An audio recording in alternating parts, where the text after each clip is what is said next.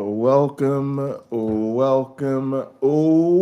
everybody to another edition of the Pocket Locker Podcast. I am your host with the most, all the way from the East Coast. And as always, folks, I am in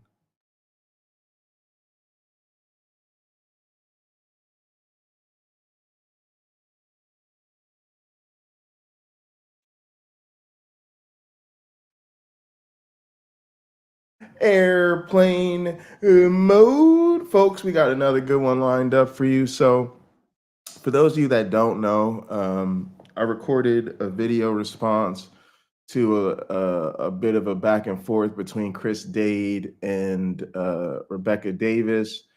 I was one of 9 creators to respond to this clip. You can see it over on Michael Beverly's channel.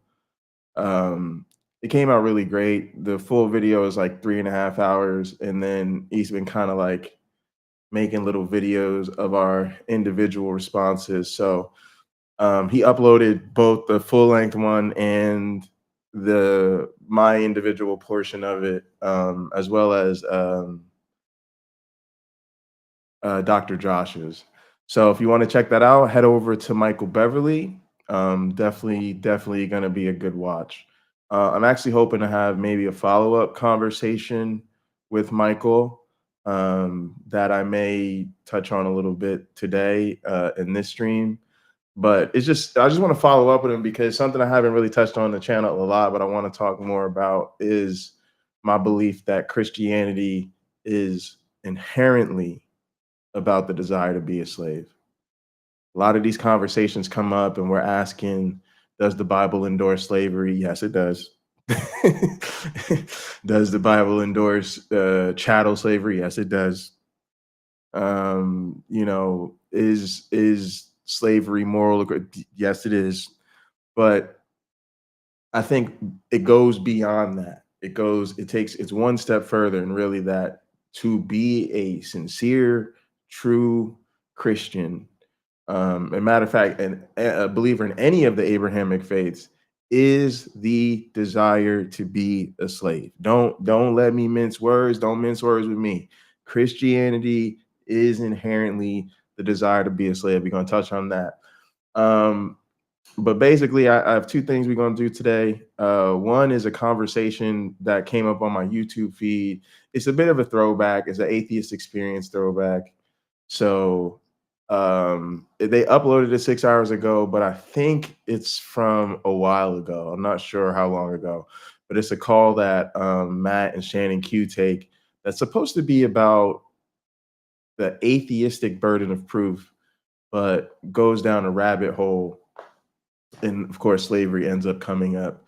And then I've got a second video where we're going to talk about Pascal's wager and why Pascal's wager is totally misunderstood and is also a really bad argument for faith. So those are the 2 things we're going to do. Let's go ahead and jump on into it. Good to see everybody in the chat. Appreciate y'all. It's just good to be home, relaxing on a Friday. It's been a long week.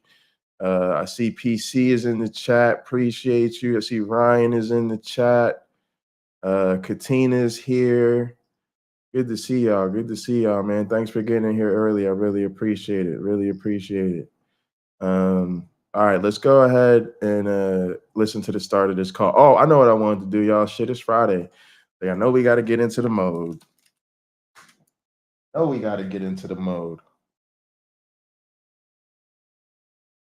And also just cheers. Got a little whiskey poured. Cheers to y'all, gang. Hope everybody had a good week. Hope it's the start to a relaxing weekend. If you want to put something in the air or kick something back, please join me. All right, y'all, let's get to it. Ryan, because this one sounds interesting. This should be a good one, hopefully, right? Hi, Ryan. How you doing? All right, we're talking to Ryan. Experience. What would you like to talk about? This is what happened. I want to be one of these famous YouTube counter apologists that gets to talk to Christians about their bad arguments and evidence for God. But Christians won't call me. They won't visit my show. They don't come on my channel. They rarely invite me on to theirs, except for the ones that do are mostly like literal actual Nazis. And none of the call-ins invite me to host. So I have to vicariously take call-in, yo. I have to react to other people's callers because I can't get Christians to talk to me on camera. Oh, hi. Thank you for answering my call. I wasn't sure I'd get through. Yeah, I picked you out of the pile, Ryan. It's your lucky day. It was divine intervention, probably. Oh, wow. What happened? What can we do for you today, I'm Ryan? gonna What would you update talk these about? bot responses. Well, I just came across this channel, and I'm not sure if this has been discussed before. Proof of intelligent design. Mm-hmm. As far as the complexity and order of everything that we know of on Earth, solar system, and beyond, what scientific proof is there for atheism? All right, now I need you to expound it's upon really hard when you deal with the caller like this because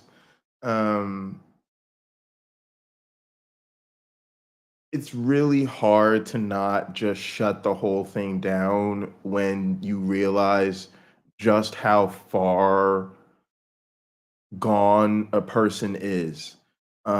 It's like, unfortunately, Christianity has put so much brain rot into these people. Like when somebody says to me, proof of intelligent design, I just immediately know they're just way off, right? They don't believe in evolution. They don't understand the basics of science. They don't understand the basics of the burden of proof. So they don't understand the basics of philosophy.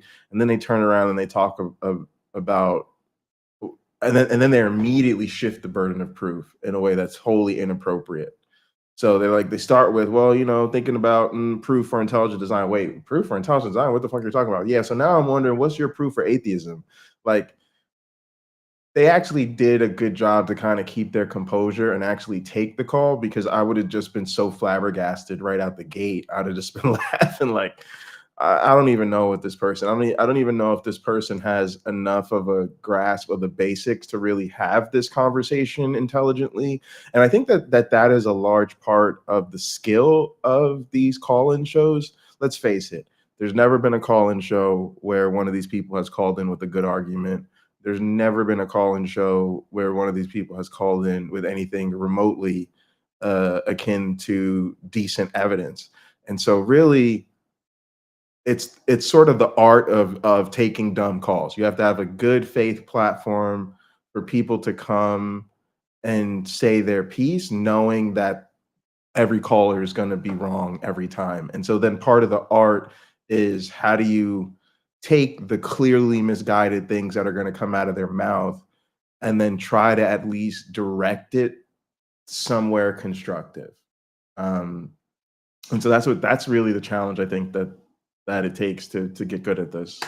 What do you mean by what atheism means? That I don't believe in any of the proposed gods. That's what it means to me. So there's been lots of different gods Hey, proposed. Joe, good to see you. Myriad gods have been Hey, proposed throughout Sumami. the history of time, and I reject all of them because they don't make any sense to me. They seem to be logically inconsistent. They seem to have contradictions in their own definitions. Well, let's start this way. Why don't you define what a god is for me first, and then we can go from there, because I don't think that's going to be. Because if somebody says a god exists, the burden of proof is on them. It's not on, like, if somebody says, I don't believe in Bigfoot, it's not up to them to prove that there isn't a Bigfoot. Or I don't believe in Loch Ness Monster. It's not up to them to prove there isn't one. The people who think there is one need to demonstrate it. Yeah. And saying what scientific proof is there for an atheism is almost like a nonsense statement. Yeah. To me. So why don't you start with what your definition of a god is, and then we can kind of suss out between us why it doesn't make sense to us, and see if we can understand why it does make sense to you. Okay. Well, the only reason why I posed that question is because a lot of atheists ask for scientific proof of God. Yes. There is no scientific proof for. Good. Thanks. Then I guess we're done, right? So this is something. This is one of those things where a lot of people come down on Matt for being like too harsh to these people or too mean. But that right there was really, really how I think grown folks should have conversation. I asked for, okay, you tell me you believe in a God that interacts with the world. I'm supposed to believe this God helped you find your keys and helped your quarterback win the game, and helps you make major life choices. Okay, just show me some proof that this God exists. And then, yes, of course, in 2024, talking to a reasonably decently educated person, they're going to be looking for scientific proof, or what amounts to scientific proof, or even the type of proof we would go to, like in a court of law, right? Which is not quite the same standard of scientific, but it's certainly producing empirical, fact-based evidence that's objective, and reasonable minds can come together, reason over, and draw a conclusion about what's going on. And the Christian who's going to be honest with themselves and with their interlocutor is going to immediately say, well, I don't have any scientific proof. And really, that is the end of the conversation. Like, really, really, really, to be honest with you, that is the end of the conversation. And it would actually be such a powerful exercise with these people to actually stop the conversation there and send them and say, look, I don't. And here's another thing that really gets me with all of this, with Christians and believers of all stripes. They have not. First off, a lot of them claim to be skeptical and skeptics, and they're not, and that's just gaslighting and bullshit. But that's kind of a mere nuisance. The thing that's really frustrating is they've misplaced their healthy skepticism, that healthy sense of mistrust. They've misplaced it. They're calling people who in good faith are just like, hey, I don't see good reason to believe in your God. Can somebody present me evidence? Calling those people, admitting they don't have good evidence, but then still insisting that we get past that so that we can do something else, so that I can find some other way to get you hooked onto my story, rather than, why aren't you pissed that there isn't scientific evidence for what you believe? In other words, you've got all the smoke for atheists and want atheists to prove their atheism to you. You've accepted the claims of your religion and of your church and of your faith, and you never required that those people demonstrate that the thing you allegedly believe, and beyond that, the thing you dedicate yourself to. So apparently they convinced you it was true. Now you're in a I assume, like a prayerful relationship with this God. So now you're praying to this God is now part of your life, and it's how you make decisions, it's how you get through your day. I assume you go to church. I assume you worship this God. So you might be driving along your car actually singing praises and hymns to this God. You go to church and worship this God. You might even be dedicating 10% of your fucking income to this God. What the fuck are you calling Matt Dillahunty and Shannon Q and mad at them because they don't have scientific proof for atheism? Motherfucker, you should have been asking for some scientific proof before your ass started doing all of this shit for Jesus. That's the problem. And then when you admit that you don't have scientific evidence for it and you can't really rationalize it, you're still mad at the atheists instead of really bringing the smoke to the people who are lying to you. So that's the thing that is so crazy to me about these people. I'm not paying the cost of your religion. You are. So you should be the one concerned about whether or not it's true. See, here's the thing. You're right. A lot of atheists ask for scientific proof of God because people believe that there's a God that interacts with reality in some detectable way, and yet they can never offer evidence for that. So it's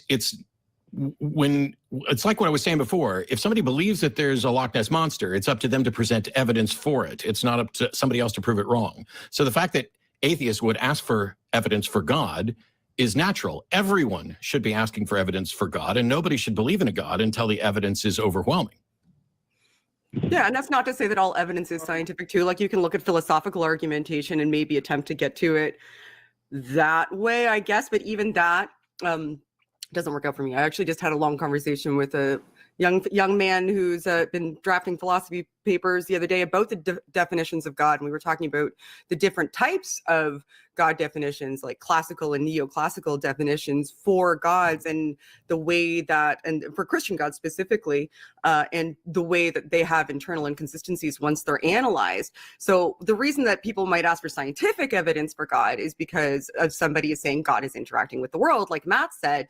And the reason somebody might ask for philosophical evidence for God, because there are different types of evidence, is because somebody is asserting that there is a God, and you can only really prove that philosophically if you take away the interaction component. But when you say prove scientific evidence for atheism, like, can you see why that's a nonsense statement to somebody like me? Okay, here's the other thing.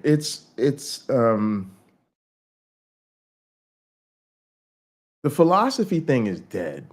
The philosophy thing is so dead. And I know there's a lot of people that think philosophy is really cool and it makes you feel really, really smart, and you can name all the fallacies and you can name all the razors and all of this type of stuff. Logic, in some sense, I put in a category with math. It is a tool of restraint. It is a tool that helps us check our understanding. It is a tool that helps us say, well, we think we know this, or we believe this, or we've observed this.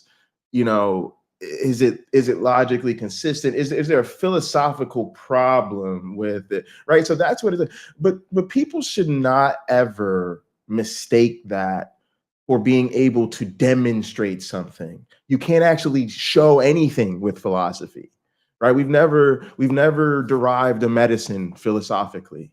We've never discovered a new organism based on philosophy. We've and I know that it sounds like I'm shitting on philosophy. I'm really not. I'm just saying you got to use it correctly, and the proper thing to use it is it's a constraint.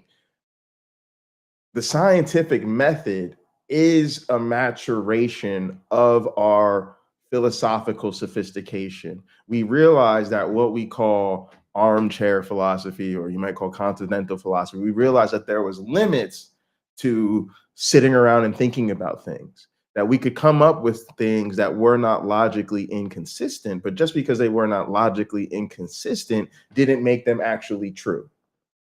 And so we matured into our empiricism and developed the scientific method out of a recognition philosophically that type of objective empiricism was far superior.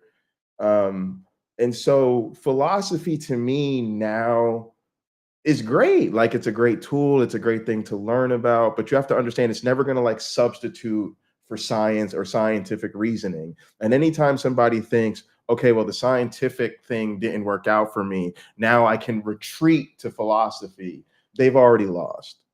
They've already lost, because they're already basically conceding that what they're arguing for, they can't demonstrate empirically, which is what we will require to believe it in 2024's sort of metacognition. We just don't believe things without empirical evidence for them anymore.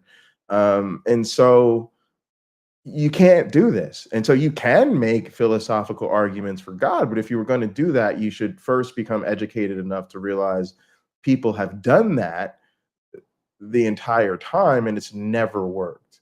And the expectation that you're going to go on the internet or go to the Christian bookstore and you're going to read some Christian apologia and it's going to be so philosophically sound that it's going to defeat atheism, like you're just batshit crazy. You just that's not how any of this works. It's literally not how any of this works. And so we just need to be more honest with these people. Look, there are no good philosophical arguments for God. There isn't, and there's no argument that you can make that is going to lead us to the veracity of the Christian religious narrative, or any other religious narrative for that matter. So in a sense, it's a fool's errand. Yeah, I understand that. Yep. Yeah. Okay. Cool. I appreciate that. one thing that Richard Dawkins wrote one time was that scientific beliefs are supported by Joe's evidence, got it. and they get results, and myths and faiths are not and do not, meaning they don't get results from myths. Yes. Hey, Dave. Which Hey, are Ryan. myths, but as far as faiths go, say, for example, the Christian faith, basically we have, written words from prophets from, say, the Old Testament from about, 2000 BC up until, Jesus came. In order for all of that to be nonsense, where did God originate from in human history? Before the Old Testament, you had the Egyptians, and they believed in sacrificing babies. And oh wow, whoa, you were going way all over the place. Sorry. So, yeah, because first of all, you're all over the board, Ryan. I mean, you're asking where did the God concept originate from, and we don't fully know, but we have a pretty good understanding of the timeline or the ancestry tree for religious beliefs, beginning back with simple notions of animism and spirits. We see the wind move and other things like that. But when you talk about, I don't know, you just went straight to the sacrifice of children, which has nothing to do. It's also weird too, because it's like, why are we talking about this? What is this? So people, it's sort of this idea that like people have always believed in gods, so gods have this history that even predates the Judeo-Christian notions of gods, which we should be done again. That should be the end of the conversation. Yes, your God concept, rather than being a unique creation of the founders of your religion, is actually just borrowed and then modified concept of previous gods, like every other religion, which is quite frankly an evolutionary argument. That's really not the topic of today's stream, but in fact, the evidence supports that, like biological species, religions evolve. So how's that for irony? The actual origin, not just of humans, but the origin of God beliefs themselves, are also found in evolution. But again, what does this have to do with showing us evidence of a God right now? And I just don't even know where a person like this thinks this is gonna go.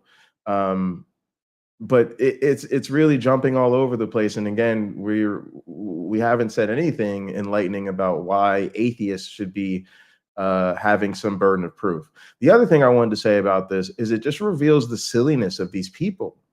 That like, dude, it's 2023, 2024, whenever this was recorded, you're calling a public show, so anybody can watch this. Presumably, maybe a few thousand did. Let's see, this channel has 418,000 subscribers.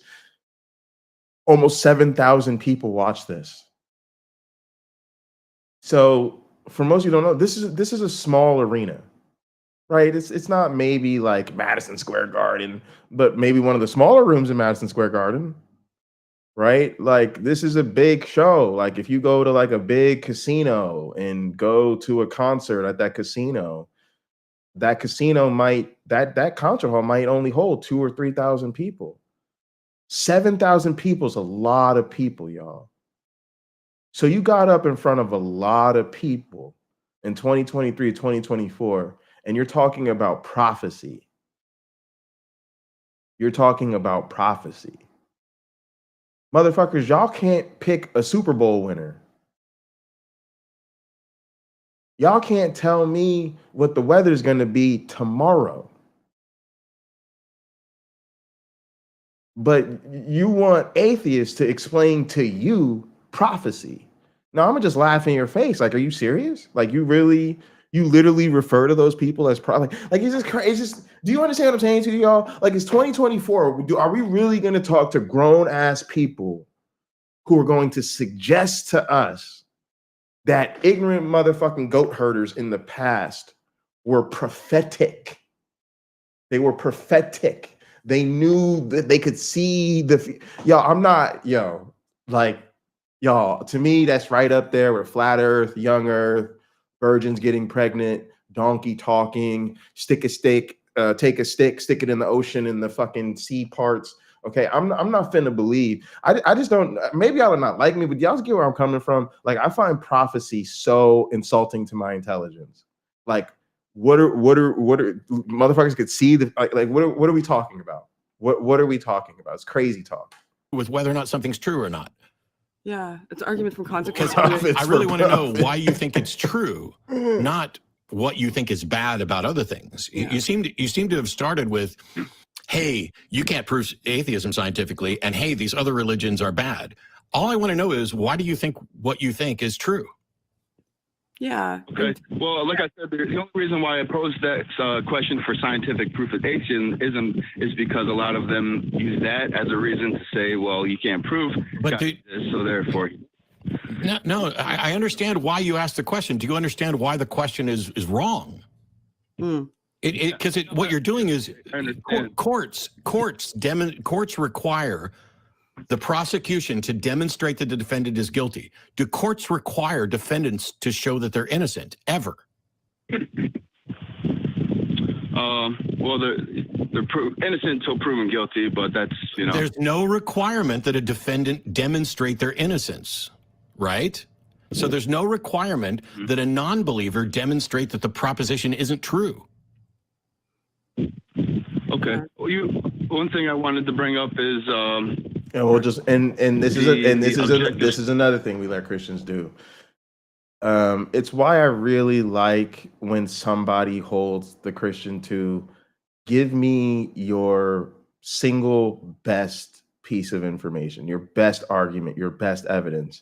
Sometimes I think people just forget to, but this is another thing that tends to happen. It's like, as soon as something gets knocked down, they just, one other thing I wanted to bring up. Well, another thing I was thinking, and essentially they're just throwing crap at the wall, because none of what they're bringing up is any good. And instead of acknowledging, like, hey, I said this was really good evidence, I now see that it's not. Let me go back and think about that. Let me go reflect on that. Let me see if I can come up with something better. They just go to like the next thing. It's really sad.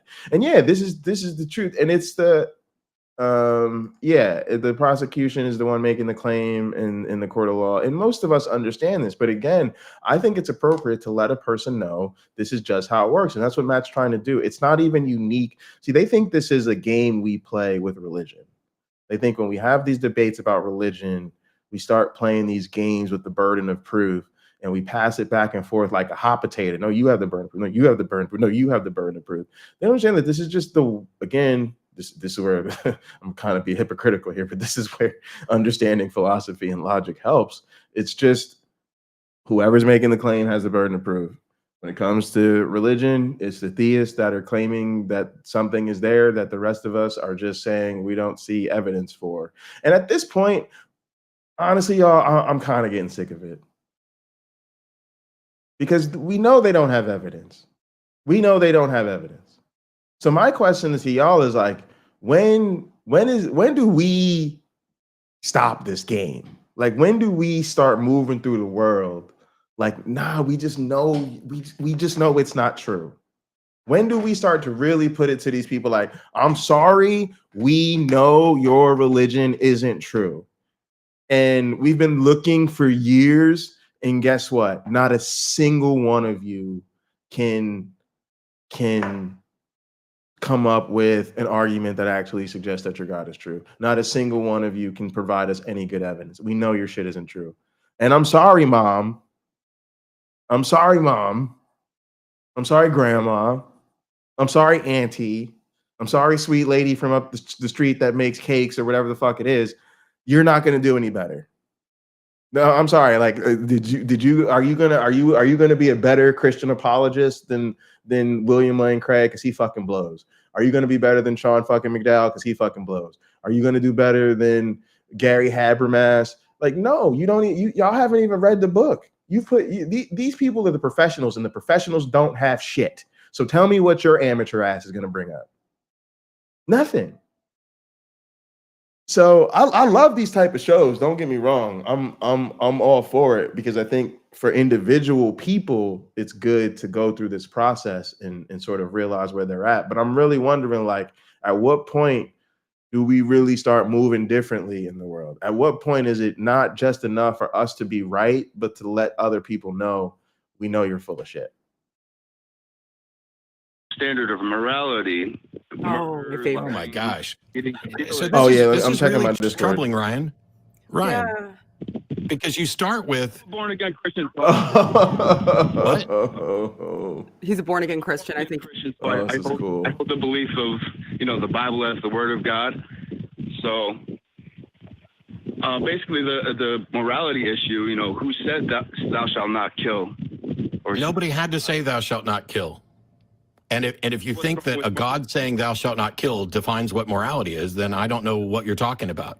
And also, Ryan, like you said a couple of things that kind of contradict yourself too. Like you said, where did gods come from? And if you look back in history, there was conceptualizations of God that existed before Christianity or Judaism existed, There right? you go. So that means that the conceptualization of God existed before the religion that you currently believe in was plausible or existed. Like you recognize that. And then you said, but they had a conceptualization of God and sacrificed babies. So in your argument that you made to us, you essentially said there's possible conceptualizations of God in which it could be morally conceivable that it's okay to sacrifice babies. But based on your subjective standards, so your internal innate sort of understanding of what is good or bad, you understand that that can't be a good thing to do. You recognize that as a truth for yourself.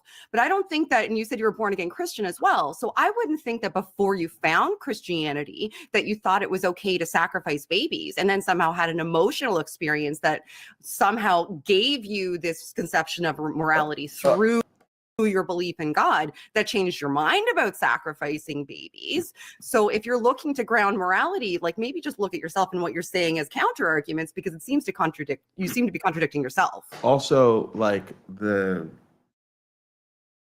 none of these arguments are good. Like this is again, like I have a hard time even having the conversation, y'all, because I'm just gonna look at you and be like, you should read the Bible urgently. Matter of fact, you should get off this call right now. I was telling this, you should get off this call right now. And you should Google Bible plus dead babies or murdered babies, killed babies, God hates babies. Because again, you're gonna have to deal with the fact that God drowned all the babies. If you want to talk to me about the biblical God, fine. That's the God you believe in, fine. But I've been in that book. He drowned all the babies. When he orders genocide, not suggested, not says, hey, it's really unfortunate that I'm God and I'm all powerful and I can't think of a different way to resolve this conflict. But just flat out murder all of them. He specifically mentioned yes, and yes. You got to dispose of them babies.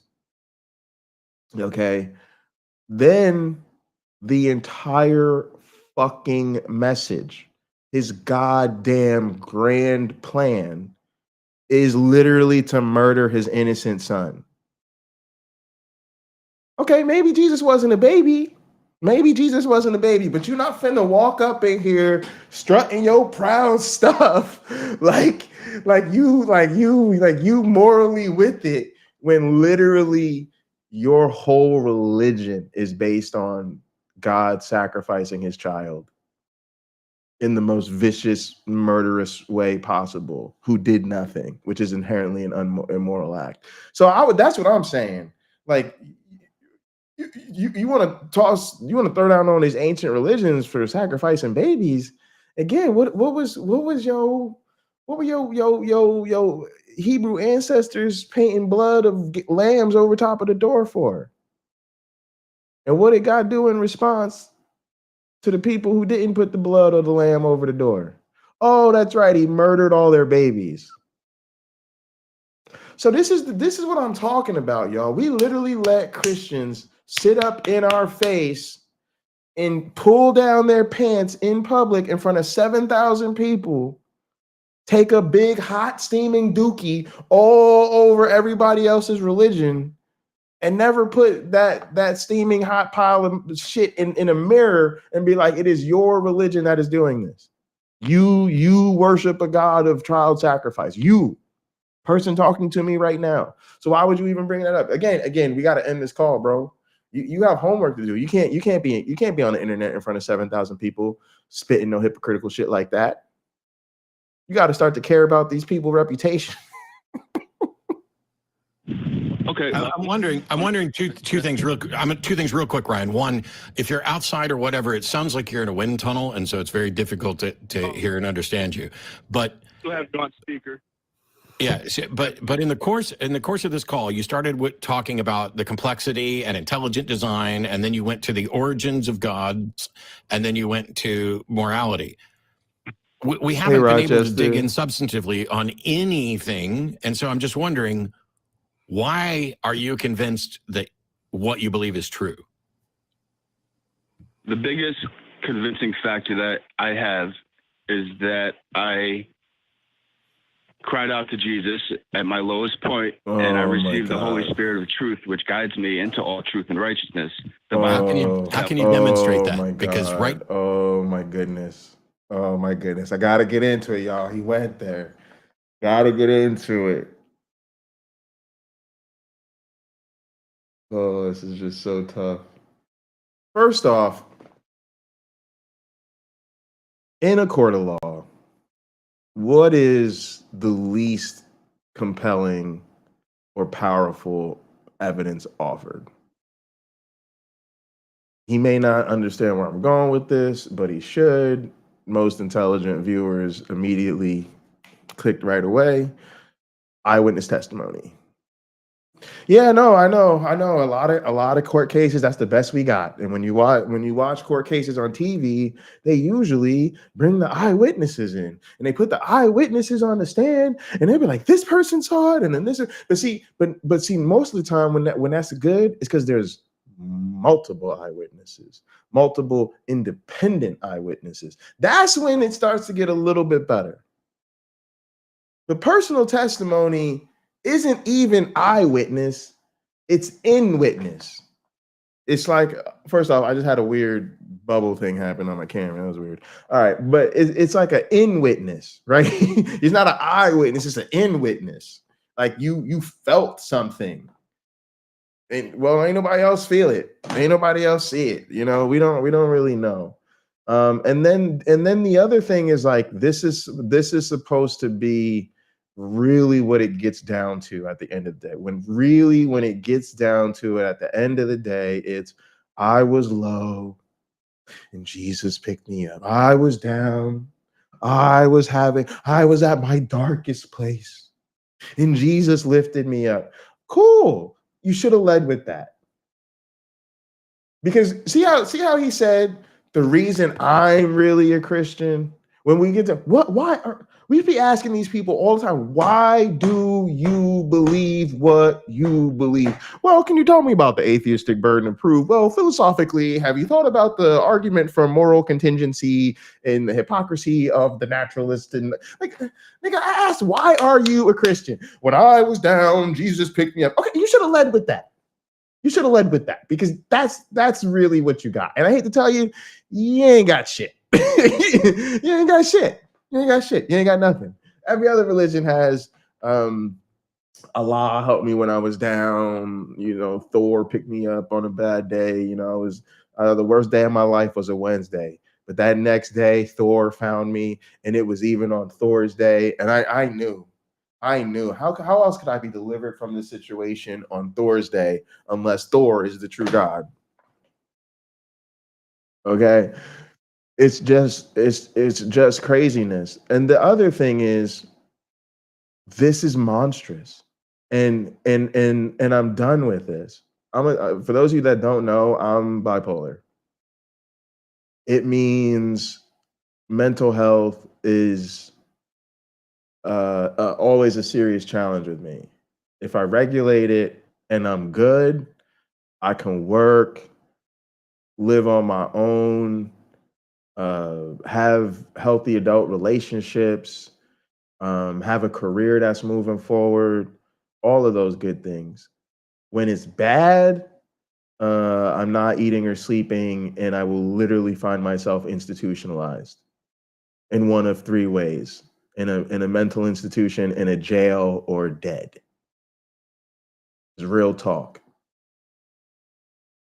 So when people find themselves for real, low, down, struggling, dark times, all that, they need help.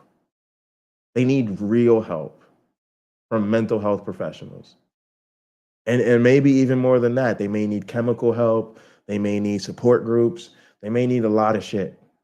But it's 2024, and I'm really sick of us pretending that magical thinking in religion is a substitute for mental health.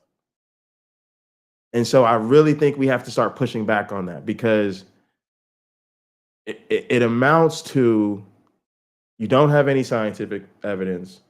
All your arguments are bullshit. And when the rubber meets the road and you really want to give us some compelling reason to believe in your faith, you immediately go to the perversion of mental health.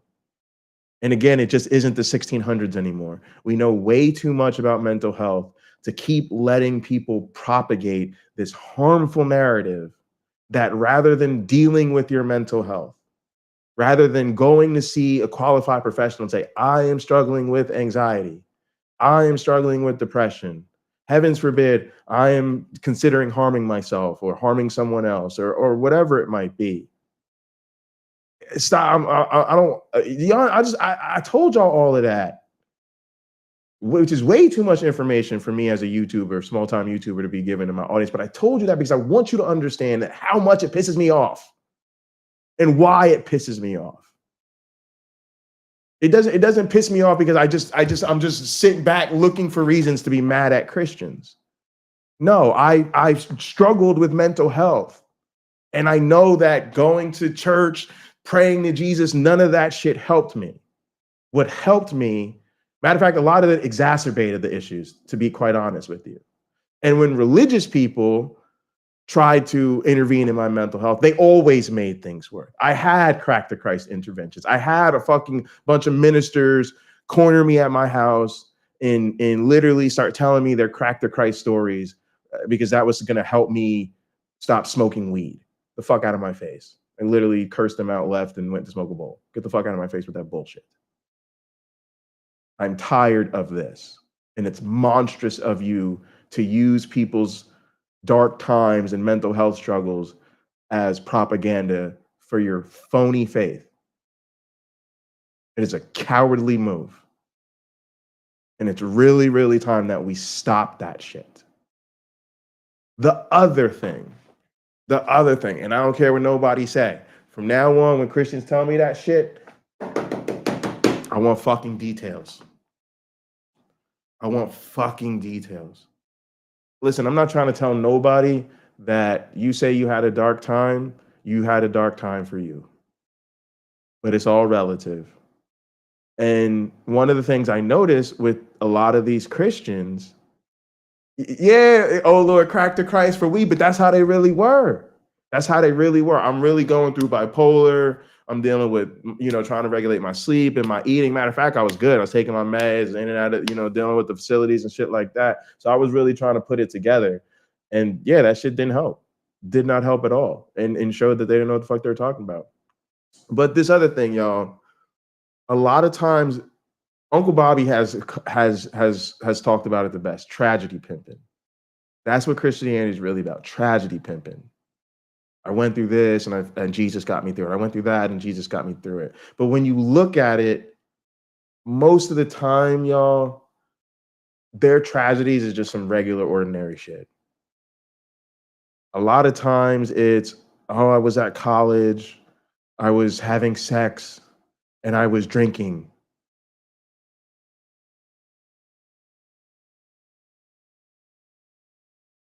So you were having a perfectly normal college experience. I was addicted to porn. I was watching porn 3 times a week, bro. I watch porn every night. What seems to be the problem? See, the thing that they do in their tragedy pimping is you got to find a tragedy. And if you're white, cis, het, middle class in America, we've set the system up so that tragedy doesn't find you very easily. So what you have to do instead is you have to start thumbing through the pages of your very ordinary routine life and start finding things to call tragedies. And so when you deal with people who have really been through some shit, we don't want to hear Jesus saved you from jerking off. We don't want to hear Jesus saved you from sleeping with your college girlfriend. We don't want to hear that shit. And I've been through a lot of white churches, and you hear that bullshit over and over and over again. So from now on, when a Christian tells me Jesus got me out of a dark place, yes, I have very specific questions. I want details about that dark place. Now, that's just a story and something that you're convinced of. So you had a personal experience, Ryan. Yeah. So, well, you don't demonstrate atheism. Atheism is a belief that's based on my understanding and assessment of the evidence. So what you're saying is you didn't even understand and make an assessment of the evidence. You had a personal experience that usurps any assessment of evidence. And it seems to me right now that you're attempting to throw every apologetic that you may have heard kind of against the wall and see what sticks in rapid succession, as opposed to engaging in just one. And what it does boil down to is you seem to have had. Now, yeah, see, now a homeless veteran, I'm not going to tell you haven't seen dark days. You've seen fucking dark days I don't even want to imagine. But yeah, you know, that shit drives you crazy, I'm sure, when people pretend they've been through some real shit and they haven't. A personal experience that was powerful enough that it compelled you into belief, and now you're looking to counter atheists by throwing things against the wall one at a time, and when they don't work, you really just have to accept the fact that your belief structure comes down to you had a personal experience. That's not transmissible, it's not transferable, it's not externally understandable by anyone outside of yourself. So that's fine. You had a personal experience. I accept that as a reality for you. But if you're coming to argue with atheists about why people should evidentially believe in God, you're going to need something a little bit stronger than your personal experience. And I actually won't completely agree, but go ahead, Ryan. Oh, let's fight, Matt. we can.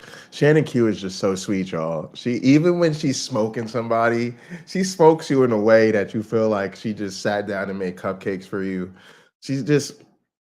Some people are like lovely. They have that extra dose of loveliness to them. I'm not there yet. I think I'm a lot better, y'all. Lord, y'all think I'm rough now. I used to be more rough around the edges, but I'm not quite lovely yet. I'm hoping to get there one day. Because okay. I can't disprove somebody's personal experience. However, if the view that he should be convinced by his personal experience is demonstrably flawed. Yes, it is a non. Oh, I didn't say he should be. I said I can understand that he is. Yes. Yeah. So, Ryan, you had some experience. Yeah. So this is a really important thing too. It's telling people like I am convinced that you had a personal experience that was very compelling for you. I struggle with that, to be honest with you.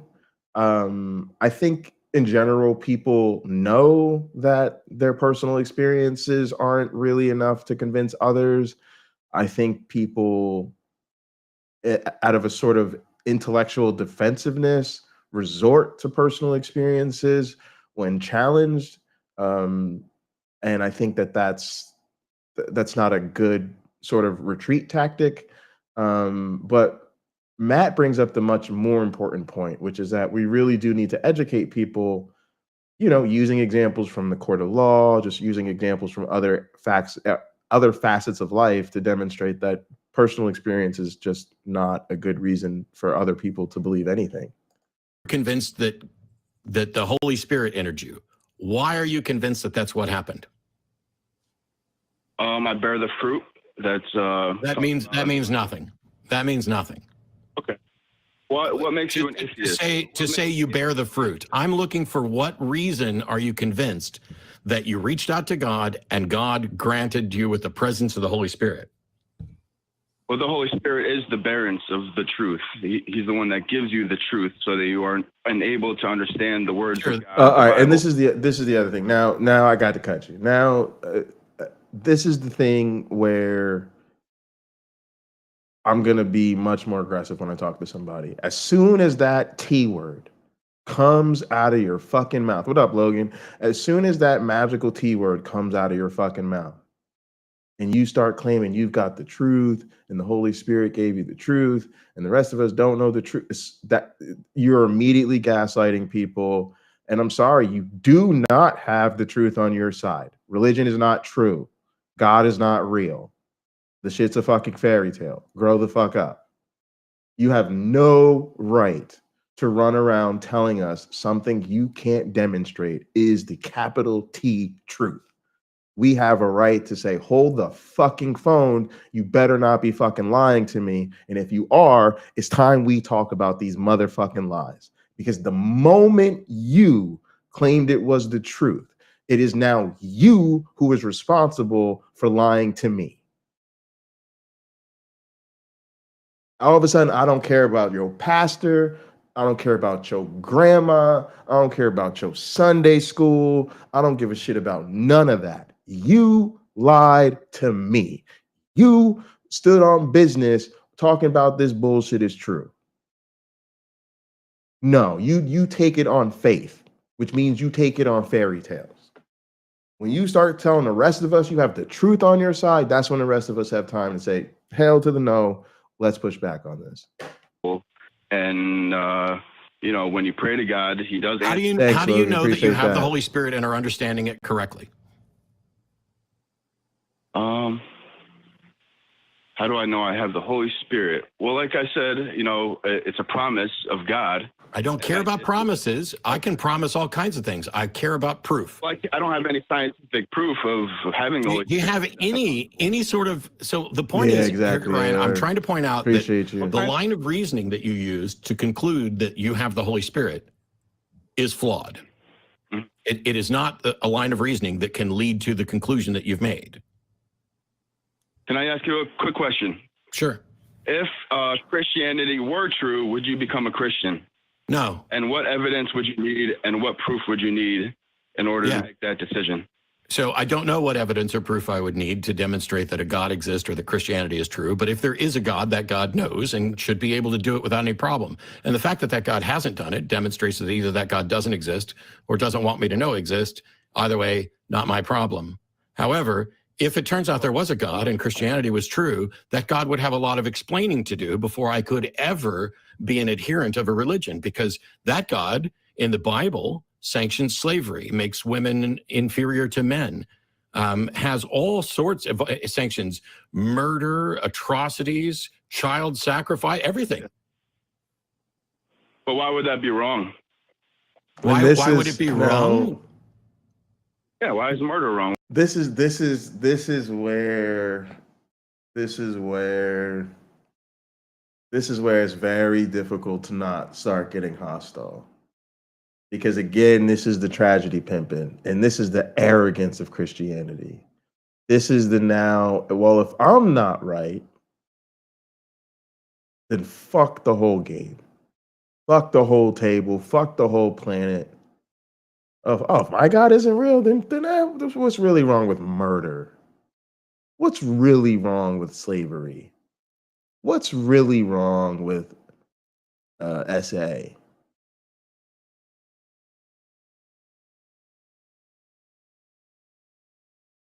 You're a terrible person. And it really is like, it's a threat. It's a threat. It's the person basically saying, if I can't have my way, if you won't play my little fairy tale game, then I don't think I have any obligations to be moral at all.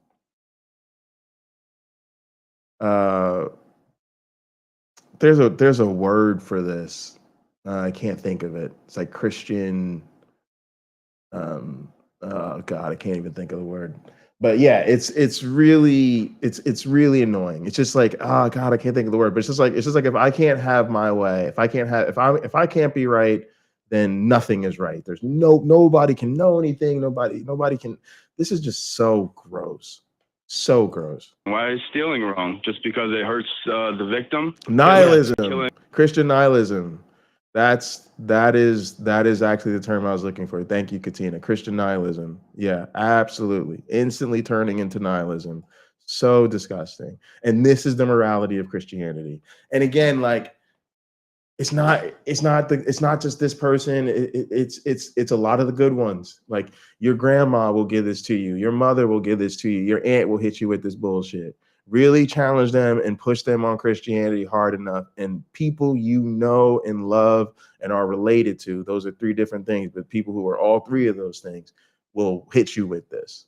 And it's just so hard to not just look at them and just with utter disgust and disappointment. Like, I can't believe someone I know and love would say such a thing, but people I know and love have said this stupid shit to me. Thing was good. So wait, Hitler said what? Because I think you're getting ready to embarrass yourself and look really stupid. Hitler said what? He didn't say he believed. Let's say Hitler believed that murdering. No. Let's say Hitler. Why the fuck did you bring up Hitler in the first place? Do you think it's okay to own people as slaves? Do you think it's morally permissible to own people as slaves?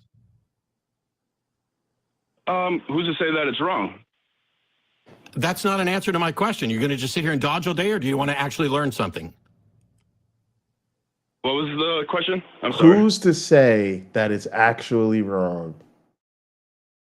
I mean, like this is kind of what I was saying with Michael. Like, no awareness or consideration at all that Black people might be watching this, and that Black people might have thoughts, that we might have something to say about this.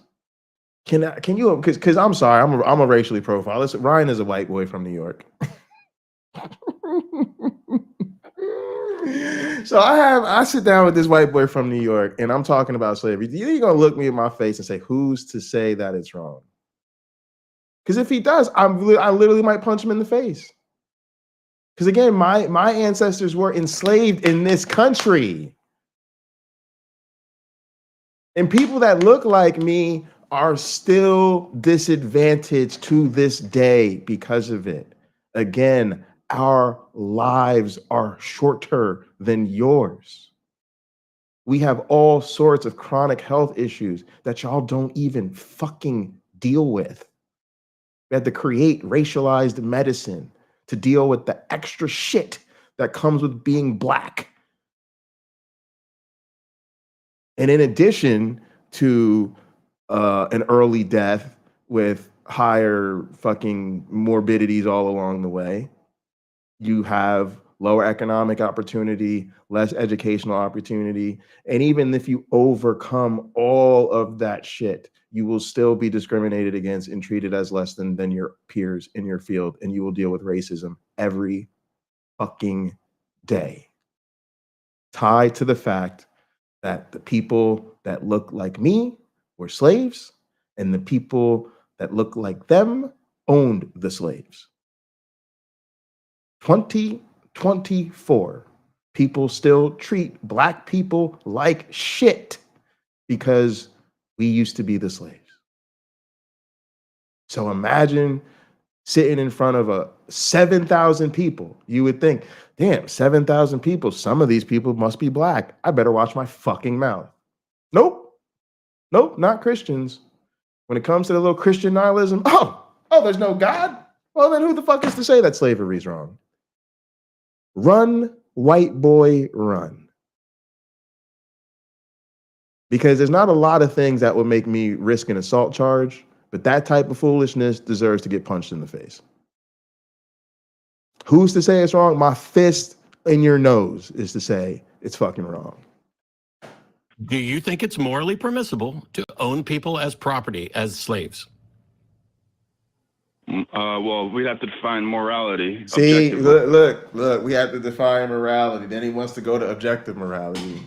Are you saying that if there's no objective morality, it's okay to own slaves? Because that's what they're saying. Then say it with your fucking chest. Stop with this bullshit. Say, yeah, I'd own slaves. I think it's good to go. God said it's fine. This is how gross these people are. No, we don't. No, we don't. I asked you what you thought. Why is it so difficult for you to have an original thought? Having a slave. If you take care of the slave and they live in your home and they, serve you and you feed them and clothe them and shelter them, sure, there's nothing wrong with slavery, quote unquote, as boom. And y'all, this is what I'm saying, and I want to have this follow-up conversation with Michael. Christianity is inherently the desire to be a slave. And listen to what this guy just said. This is the rationale for it. Find morality objectively. No, we don't. No, we don't. Listen to this part again. What you thought. Why is it so difficult for you to have an original thought? Having a slave. If you take care of the slave and they live in your home and they, serve you. Don't. No. If you take care. What you thought. Why is it so difficult for you to have an original thought? Having a slave. If you take care of the slave and they live in your home and they, serve you and you feed them and clothe them and shelter them, sure, there's nothing wrong with slavery, quote unquote, as. See, I'd have a slave. Says it right there. I'd have a slave. There's nothing wrong with having a slave. If you house them and you feed them and you clothe them and you provide for them and they serve you, that is okay. Now that is just how they feel about the human institution of slavery. They believe their God has ordained it. It's good to go. And if you treat slaves right, there's nothing wrong with it. You heard it. You heard it. So now at what point am I, as a black person, entitled to say, fuck Christianity? It is literally the reason that people are running around in 2024 saying that it's okay to have slaves if you treat them right. And yeah, if you're a black Christian, I feel like Chris Rock. If you're a black Christian, you must have a very short memory. And you must be delusional about what these people really think about slavery. And if we brought it back, who would be enslaved? And what the justification for that slavery would be. AKA, your black ass would be a slave. Don't get it twisted. We ain't gonna bring back no new slavery and it's based on something different. We gonna bring back the old slavery. It's gonna be race-based. Black people gonna be slaves. Don't get it twisted.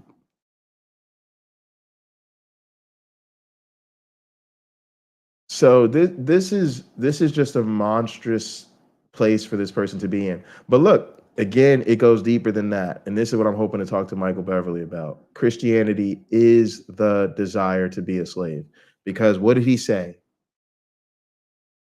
If you house them, if you clothe them and you feed them and they serve you, there's nothing wrong with that. Well, that's what Christians believe.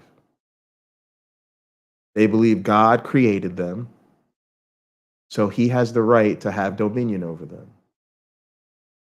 They believe God provides everything for them.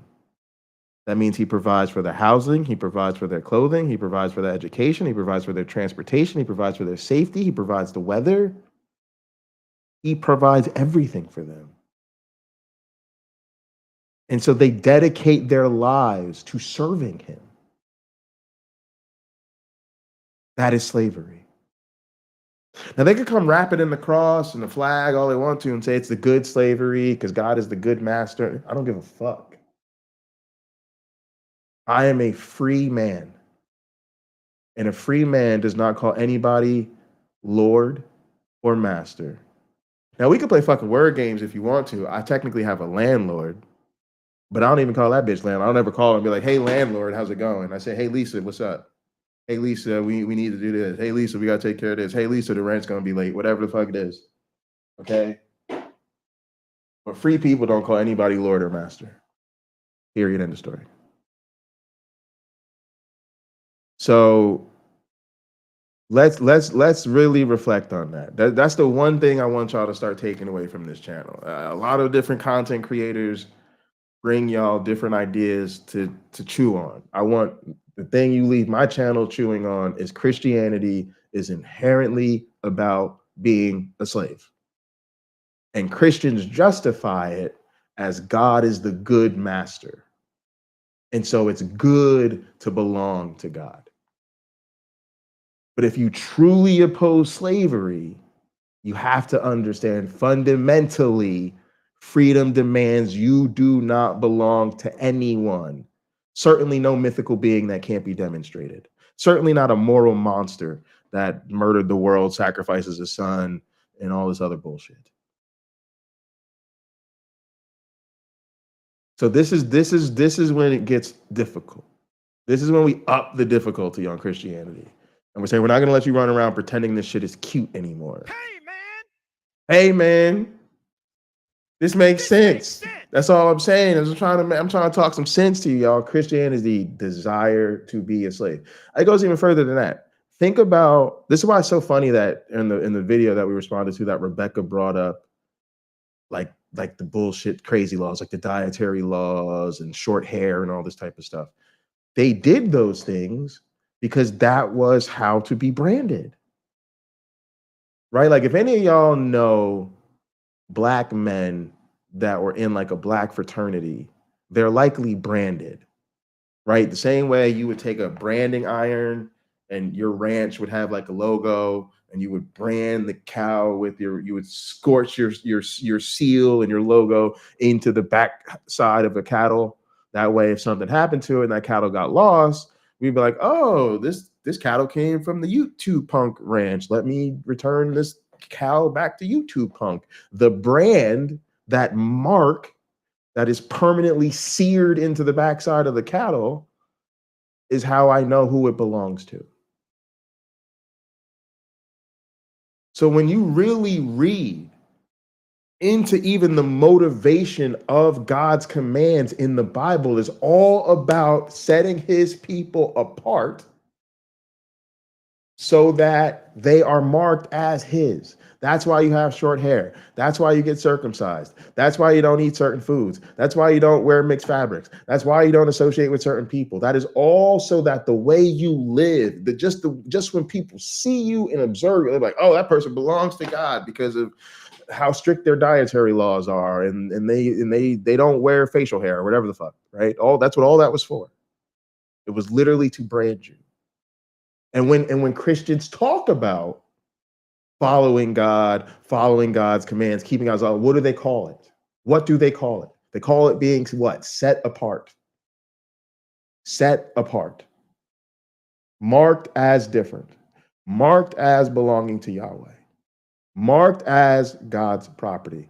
Lately, I've been going through some things that's really got me down. Oh, yeah. I need somebody to help me come and turn my life around. GP, I can't explain it. I can't attain it. Jesus, your love is it's so amazing. What do y'all? It gets me high up to the sky. And when I think about your goodness, it makes me wanna stomp. White people confused as hell. They're like, Jay, it's like gospel music. That is Kirk Franklin's group. It's one of the biggest gospel hits of the 90s, and it is called Stomp. And the name of that group is God's Property. God's Property. That's my point, y'all. Christianity is desired to be a slave. True, but if there is a God, that God knows and should be able to do it without any problem. And the fact that God hasn't done it demonstrates that either that God doesn't exist or doesn't want me to know exist. Either way, not my problem. However, if it turns out there was a God and Christianity was true, that God would have a lot of explaining to do before I could ever be an adherent of a religion, because that God in the Bible sanctions slavery, makes women inferior to men, has all sorts of sanctions, murder, atrocities, child sacrifice, everything. So hang on, why would that be wrong? I actually hit the wrong thing. Why would it? All right, so we're up here a little bit more. Talking about No. Let's not. Right, let's say Hitler. Why the fuck did you bring up Hitler in the first place? Do you think it's okay to own people as slaves? Do you think it's morally permissible to own people as slaves? Can't believe it. Who's to say that it's wrong? That's not an answer to my question. You're going to just sit here and dodge all day, or do you want to actually learn something? Who's to say that it's wrong? What was the question? I'm sorry. Do you think it's morally permissible to own people as property, as slaves? Well, we'd have to define morality objectively. Oh yeah, that's the other thing that's really funny about religious music is you're supposed to like, it's the austerity of it, right? Like it's so weird. Like you're supposed to like worship God. You're supposed to like want to do this. Worship is supposed to like draw you into like participating. But then churches believe it's like sinful if you like enjoy the music too much or the music's like too good. So then they make the music like intentionally like painful. Like that's why I feel like a lot of hymns and chants, it's like we have to make music to worship God, but it has to be music that we don't enjoy too much as people. And this is another thing that's really problematic about religion in general. It's the instinct to cruelty. We're going to talk about it a little bit more in the next video, so I'll kind of save it for that. But just briefly, like just the instincts that human enjoyment is bad. Human indulging is bad. And so, yeah, it creates like a literal painful aesthetic. I noticed this going to a Catholic school, like everything is supposed to be something to make you sacrifice. And then you're supposed to celebrate the fact that you're sacrificing. It's cruel instincts. No, we don't. No, we don't. I asked you what you thought. Why is it so difficult for you to have an original thought? Having a slave. If you take care of the slave and they live in your home and they, serve you and you feed them and clothe them and shelter them, sure. There's nothing wrong with slavery, quote unquote, as people think of it from. Whoa. Congratulations. You have just completely embarrassed yourself in the worst possible way. There it is. Because you're now advocating for slavery. But at least you're consistent because you agree with the Bible, because the Bible's okay with slavery too. Is it okay to hit people that are your slaves? Is it okay to beat them? If not, then why would it be wrong? No, I'm asking you. Do you goodness. think it's wrong to beat the slaves that you own? My personal opinion, I mean, that would only be subjective, right? So it doesn't matter really what I say. It matters what the word. It matters what you say because I'm talking to you. If you could actually have an honest conversation instead of trying to avoid this, you might come out the other side understanding something and being a better person. Do you, Ryan, think that it is okay to beat the slaves that you own? What did the slave do to get beaten is my question. I don't know. This is where I say idiot and willfully ignorant piece of shit. I mean, what did the slave do? Y'all, what was she wearing? Oh, she told you she was assaulted. How many drinks did she have?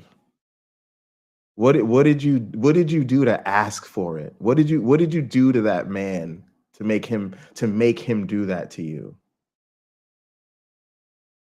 That's what this is. What did the slave do to deserve the beating? That's the question. Sorry. Why does that matter? What would the slave need to do? What would a slave need to do for you to say that it's okay for you to beat them? There's a reason why this. I mean, was it wrong for Jesus to get beat and put on a cross? You are the most dishonest caller of the fucking month, Ryan. God. You are embarrassingly dishonest. Why won't you? You know why you won't answer the obvious questions? Because you know your beliefs aren't true, and you know that the book is immoral. That's why. There's a reason why this world is going to hell, y'all.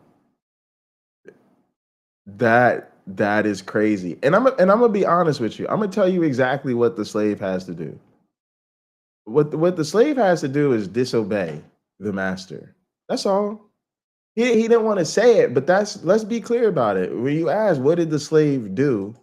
Well, what does the slave have to do to deserve to be beaten? All it is going to be disobey. Because again, he's a slave. He's a servant. He's property. He's property. So anything he does that's other than exactly what I tell him to do is grounds for him to be beaten. Disobedience. Just like they think it's just that when they do something that their God doesn't want, they deserve eternal fucking torment for it. God wants them to be up at late on their knees, praying, reading the Bible. They're up late watching Pornhub, jerking off. God's not going to tolerate that. He's gonna torture them and send them to hell. God wants them to be chaste. Wait till they're married to have sex. They fucked around. Oh my goodness. I don't care that your girlfriend's a Christian. I don't care that you met her at church. I don't care that you go to Bible study together. Did y'all have sex together before you got married? Oh, God can't have that. Yeah, God can't tolerate that. You disobeyed. You deserve eternal torture. So let's not let these people fool us any longer. Christianity is the desire to be a slave, and it is a desire to be a slave to the cruelest, strictest slave master imaginable, who literally thinks it's justified to give you the worst consequences imaginable. So a person who worships Yahweh as moral can't tell me shit about slavery. They just can't. It's just not going to work. All right, y'all. This other video came up today on my feed. It's kind of about Pascal's wager, but it gets into a lot of just the silliness in Christianity in general. I don't know that I've covered this person before on the channel. Her name is Ivy Winsong Collins. So let me know if any of y'all are familiar with her. Maybe we'll reach out and see if we can talk to her, get her on one of the shows I do. But yeah, let's go ahead and take a look at this clip. There we go. Sometimes when Christians are trying to convert non-Christians, the Christians bring up Pascal's wager. They seem to think it holds some significance in the discussion of belief in the God of the Bible. Well, let's just take a look at it and see if what they think is true. What is this philosophy that Blaise Pascal came up with? It's basically a gamble regarding the belief in the existence of the God of the Bible. The wager is actually somewhat complicated, but we'll simplify it here. Pascal thought that people can choose to believe or not to believe. Not only did he claim that we can choose belief if we so desire, but he also said that rational people should lead a life that is consistent with the existence of the God of the Bible. So what's the wager?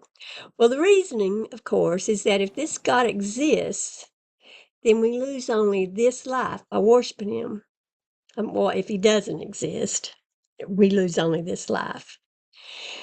We don't get to do our will in this life, but we have to do the will of the God, sacrificing some pleasures we might want to enjoy. Sense of impending doom. But if the God does exist, then we gain far more. All right. So what I want to add to this at this point is just that this is a very popular apologetic. I think it is even more popular with lay Christians than it is with internet apologists. And I think that gives us the impression that this is less common of a justification for faith than it really is. That's really kind of an interesting thing to think about in general, right? So for instance, I'll give you an example. The flip side would be, I think apologists overuse things like the argument from contingency or the Kalam cosmological argument. I've rarely encountered those in the wild, but they're very popular on YouTube. So I would love to just give some more thought to that and love to even start thinking about that more strategically myself. Like, what is the difference between the apologetics I encounter on the internet or with apologists versus with lay people in the streets? And what does that tell me about the difference between how internet and apologist people think about Christianity versus how lay people think about Christianity? Now, part of the reason I think this is more popular amongst lay Christians than it is sort of in the internet circles is because lay Christians are preached at more often, and more of their faith, beliefs, and thoughts how they think about their faith is driven by church or their religious community rather than apologists on the internet. And so what I'm getting at is I think Pascal's wager has become integrated into preaching, and it's become integrated into the rhetoric and the language Christians use in their faith. And that makes it especially powerful because people don't even necessarily recognize that it is Pascal's wager, or that, like I've talked to Christians who have basically said it to me, and I've mentioned this, oh, that's Pascal's wager, and it's actually not a really good argument for God, and da da da da da. And like they looked at me with like deer in the headlights, like, because they didn't even realize that like that was a thing. Like, oh, that's an argument. It has a name, and I know the name, and I know who it came from, and I do understand the argument, and it's also like a really bad argument. So that tells you that they're not even really being introduced with it in church as, oh, there's Pascal's wager, let me tell you all about it. It's really just the talking point of, hey, if God, isn't real, then you just give up this one life, but God is real, then blah, blah, blah, blah, blah. And so I think it's something that's been preached at people, and it's sort of become a justification in their head where they've said to themselves, oh, it's a good idea to follow God's way just in case he's real or whatever. And, we really do need to deconstruct it quite a bit for them to recognize what's going on. A life in heaven without the pain and suffering of the God's wicked hell. And does that sound good to you? Well, not so fast. First, we can't just choose to believe some. For instance, I can't believe donkeys can talk any more than I can believe that I'm 6 feet tall. I can't believe a God came down and had brunch with Moses and company. I simply cannot make myself believe these things. Well, not anymore anyway. I mean, I believed them. I didn't make myself believe them. I just believed them. But I woke up. That thought alone. I love that language. I believed it. I didn't make myself believe it, but I believed it. But I woke up. I think that really,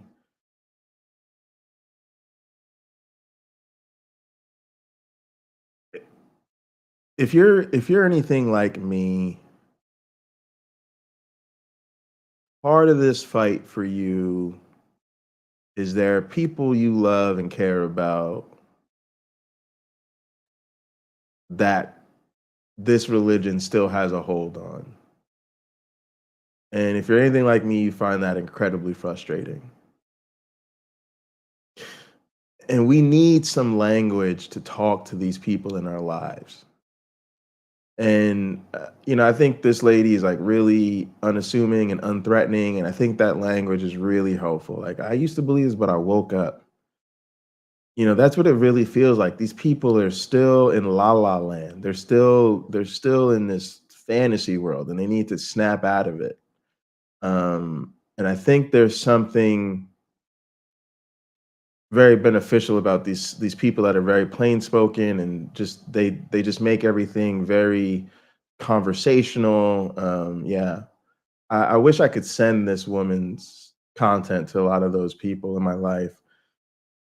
I often feel like it's rude to just like content dump on them, especially when it's atheist content, and I know they're super serious Christians, and that's another part of the problem, right? Is that the people in our lives that need this shit the most, they're so defensive, and they're so in a turtle shell about their religion that it's like they're the people that need it the most, but you can't send it to them because part of the defense of their religion is to get so goddamn easily offended by everything.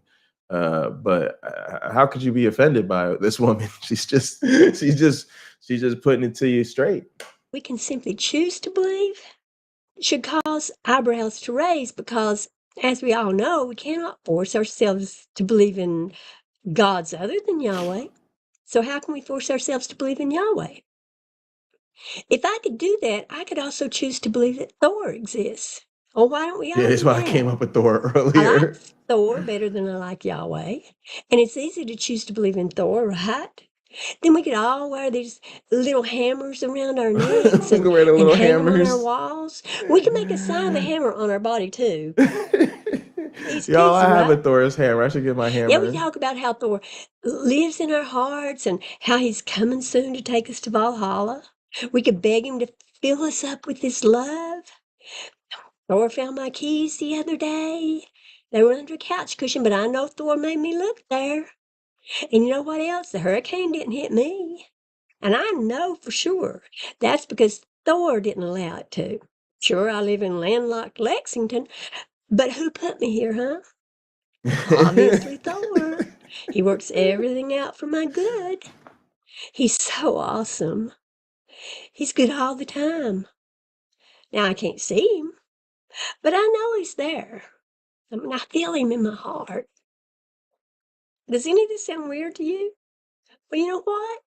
Sounds exactly the same way when we changed Thor's name to Jesus. It sounds exactly the same way. I think the strongest point off the top is you can't choose your beliefs. It's really weird that we have to play these games with people because I don't know. I just don't like the whole like Yu-Gi-Oh cards thing of like whipping out different names of all these ancient philosophers and thinkers, because a lot of those people were bright. They did some good stuff in math, and then they had some other shit they said and whatever wasn't so great. But it's like we make icons and sort of idols of these people. Um and I don't know. I just always feel like I don't want to play that game with people. Um but yeah, like it's Pascal's wager is silly. Pascal's wager is really really silly. But I think she has a nice way of putting it.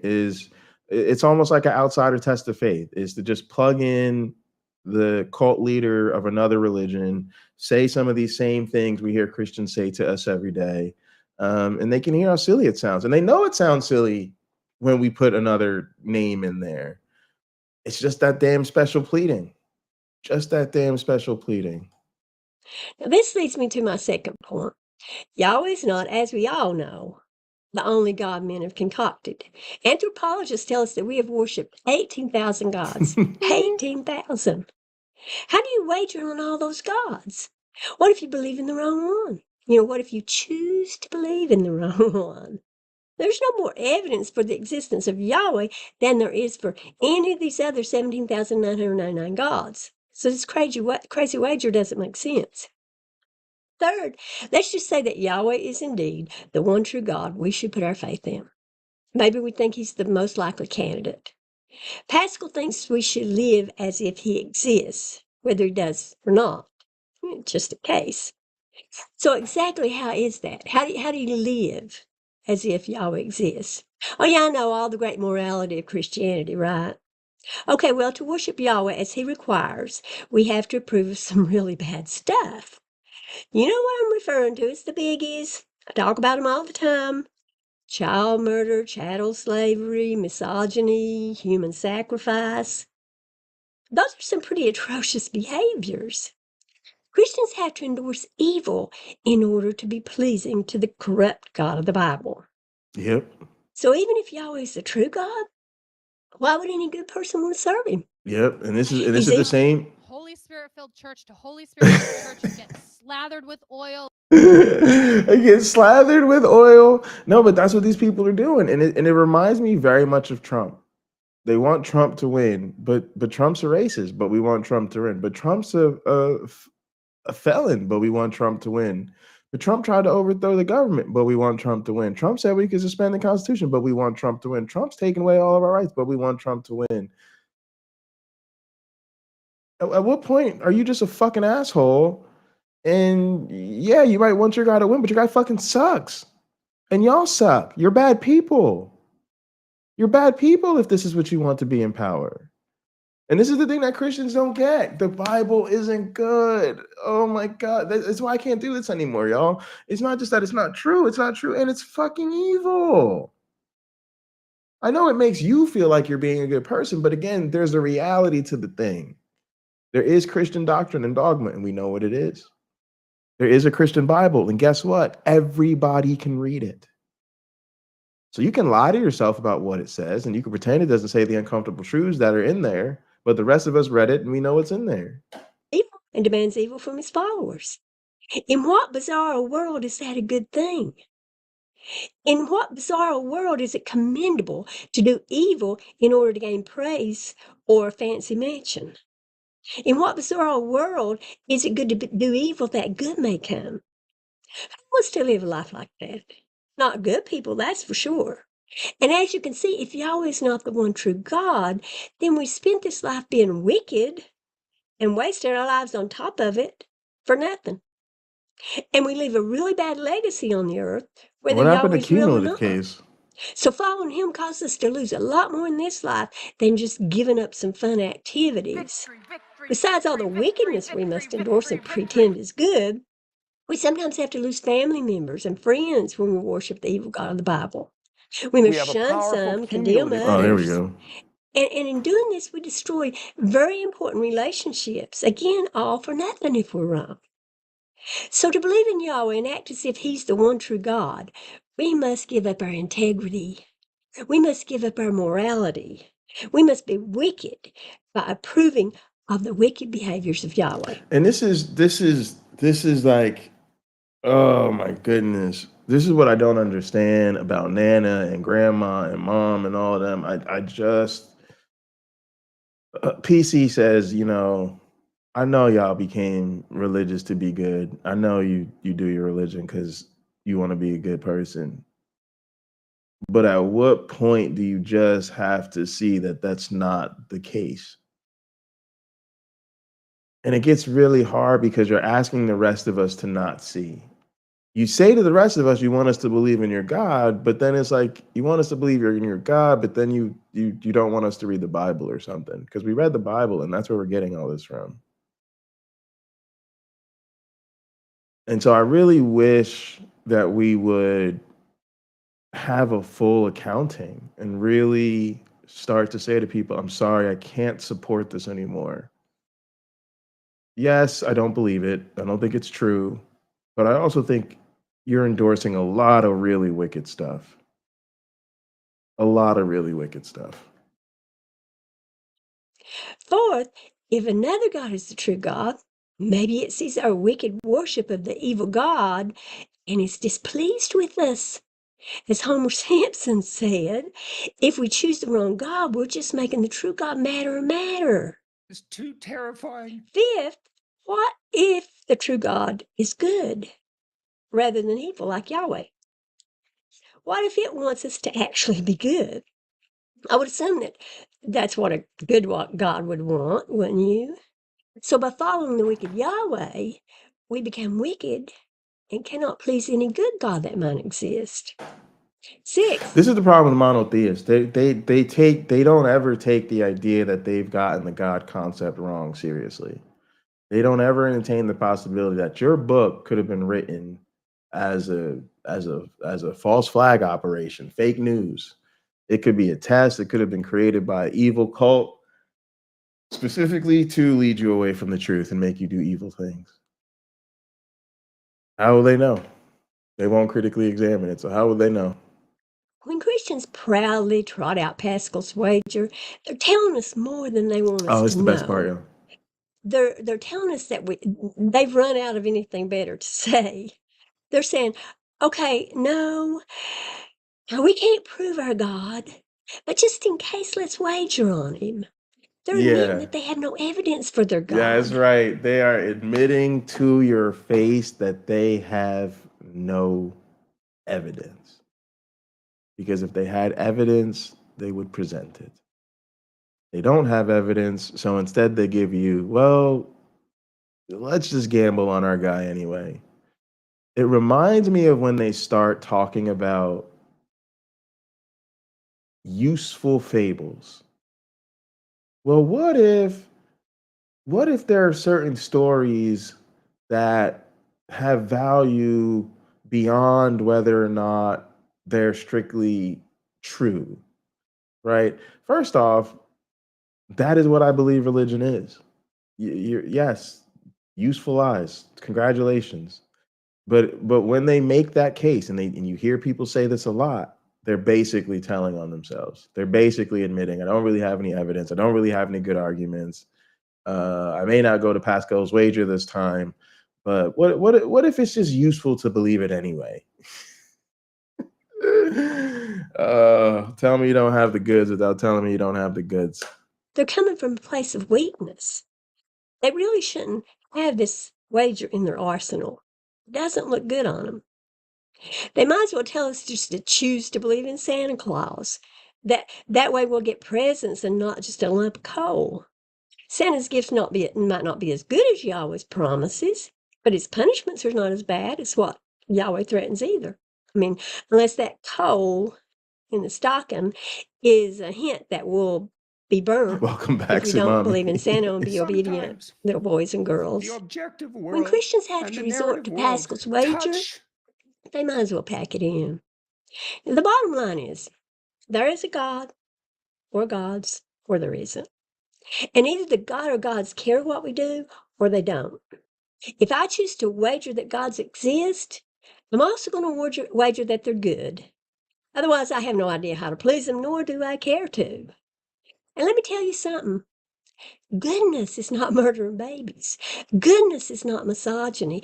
Goodness is not human trafficking. Goodness is not rejoicing in human sacrifice and glorying in the Yes. And cross. again, like, let me just put it to you this way. Goodness is equality. Most of these churches still won't ordain women. To be honest with you, it may not be against their rules, but most of them still won't ordain people of color. It's why people of color are so frequently in their own congregations, is because there was no opportunity for leadership or advancement in integrated churches. Even most integrated churches will put people of color in positions of leadership over an auxiliary ministry.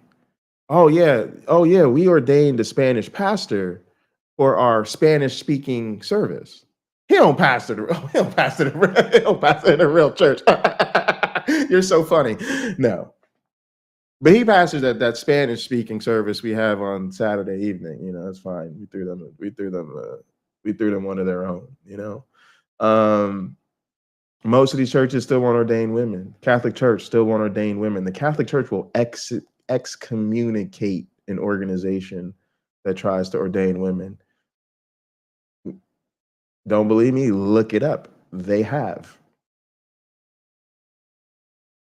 They still will not ordain gay people, nor will they even let a Catholic minister perform a gay marriage.